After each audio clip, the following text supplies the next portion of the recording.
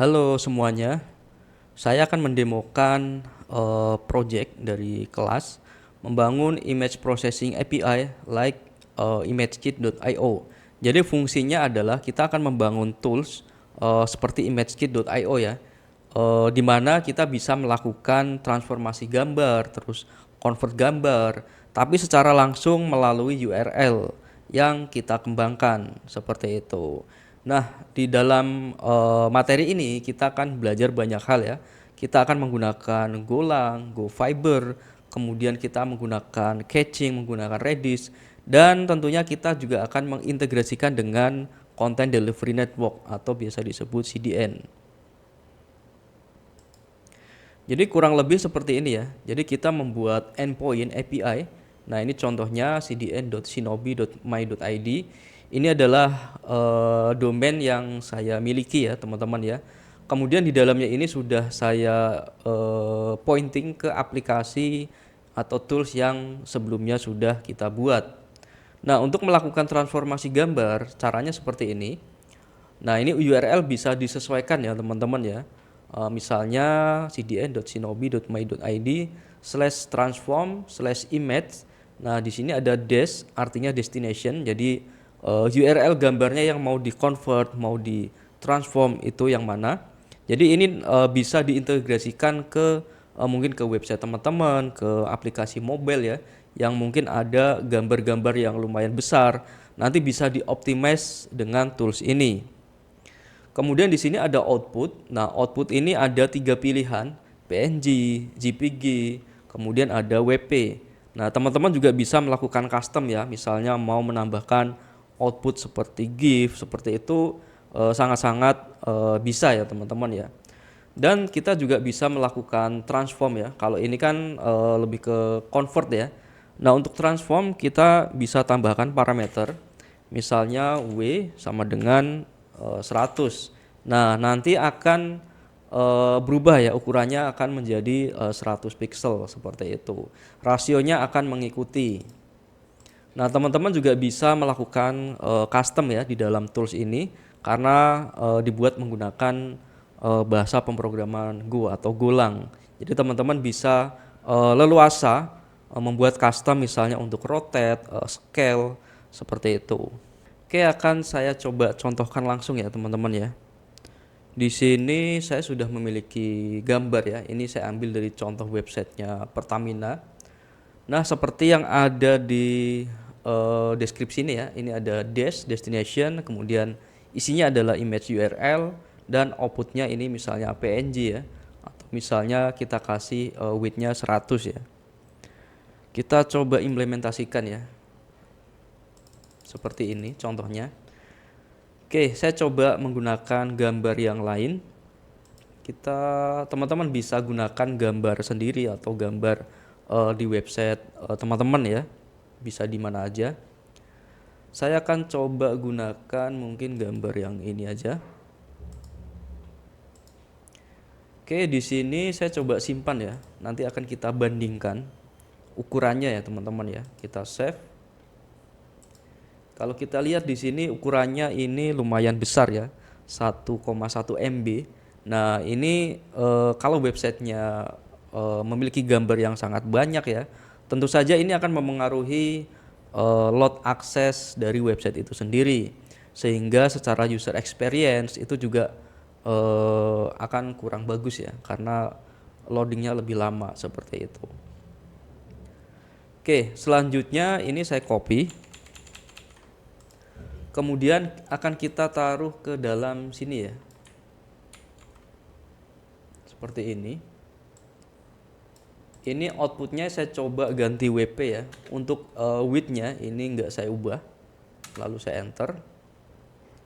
Oke, di sini juga sangat cepat ya teman-teman ya, karena kita udah implementasikan cache menggunakan memori ya, dan juga kita integrasikan dengan Content Delivery Network atau CDN. Selanjutnya gambarnya ini akan saya simpan. Namanya mungkin tes gambar gitu ya.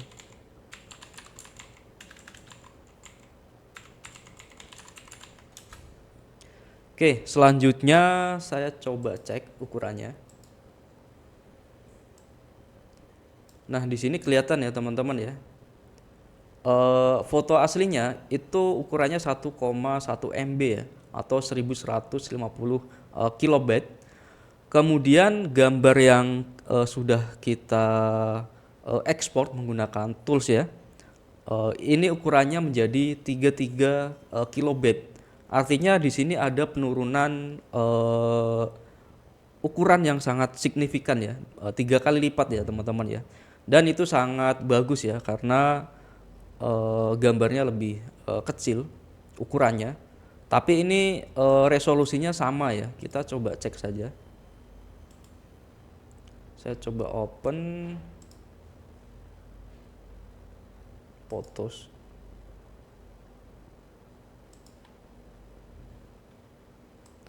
Kalau kita lihat di sini, kita gedekan ya. Di sini nggak ada penurunan kualitas ya. Kita coba bandingkan dengan foto aslinya. Ya sama aja ya teman-teman ya. Tapi ukurannya sangat jauh berkurangnya. Nah itu baru dari sisi compress image ya, compress gambar dan convert gambar. Oke, selanjutnya kita akan coba kasih parameter yang lain. Ya untuk thumbnail misalnya gambar di sini ya. Ini ukurannya yang nggak harus 1 MB ditaruh di sini semua ya, karena sangat besar ya teman-teman ya. Nah ini bisa disesuaikan, ukuran ini kan cuma thumbnail ya, harusnya mungkin 600 pixel itu udah lebih dari cukup ya untuk gambar segini. Nah sekarang kita coba ganti ukurannya. Misalnya kita kasih parameter W sama dengan 600 gitu ya. Lalu enter. Oke, di sini tentunya lebih kecil ya. Karena ini dia portrait. Jadi kelihatannya kecil. Sekarang kita simpan gambarnya. Misalnya tes Pertamina W600 gitu ya. Lalu kita simpan. Kita coba cek. Nah, di sini ukurannya berkurangnya sangat jauh ya daripada gambar aslinya, dari 1 MB ya, 1100 kilobyte menjadi 110 kilobyte. Sangat-sangat jauh sekali seperti itu. Dan kalau ini kita akses, ya ini sangat cepat karena kita sudah menerapkan caching dan juga integrasi dengan CDN. Kalau teman-teman lihat ya website-website mungkin seperti e-commerce, dia kan membutuhkan banyak gambar ya. Kemungkinan besar kebanyakan menerapkan teknik-teknik seperti ini. Oke, salah satunya coba kita lihat websitenya ya, blibli.com. Kita coba cek gambarnya. Nah, di sini ada parameter W. Sekarang kita coba rubah ya, 500. Nah, di sini akan kecil. Ya, kurang lebih konsepnya sama dengan apa yang akan kita pelajari di kelas ini ya teman-teman ya. Oke, misalnya ini 300 gitu ya. Nah di sini akan otomatis kecil. Dan kelebihannya lagi kita juga bisa melakukan transformasi yang lain. Dan tentunya teman-teman juga bisa melakukan custom ya. Misalnya di sini akan saya rotate R sama dengan 90 derajat. Lalu kita enter. Nah, di sini akan melakukan rotate gambar. Jadi intinya kurang lebih toolsnya ya seperti itu ya teman-teman ya. Tentunya dengan mengikuti kelas ini kalian bisa menerapkan ke banyak hal ya. Misalnya untuk website e-commerce, website berita, dan mungkin website-website yang lain seperti itu. Nah, untuk teknologi yang akan kita gunakan di sini ada namanya Golang yang bahasa pemrogramannya, kemudian frameworknya kita menggunakan GoFiber, caching menggunakan Redis, kemudian kita juga akan menggunakan library image processing ya. Nah, image processing yang akan kita gunakan ini dibuat menggunakan C++, tapi tenang saja ya, kita nggak akan ngoding C++ karena hanya cukup memanggil dari Golangnya saja karena sudah tersedia SDK-nya. Kemudian kita juga akan belajar deployment di VPS menggunakan Docker.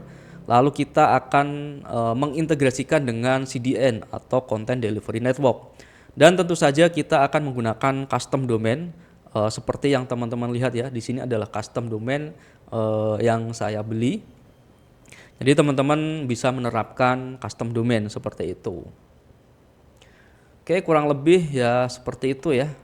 Dengan mengikuti kelas ini, ya diharapkan teman-teman bisa mengimplementasikan ke banyak hal, mungkin ke website, ke mobile apps, ke desktop, dan mungkin ke aplikasi-aplikasi yang lain.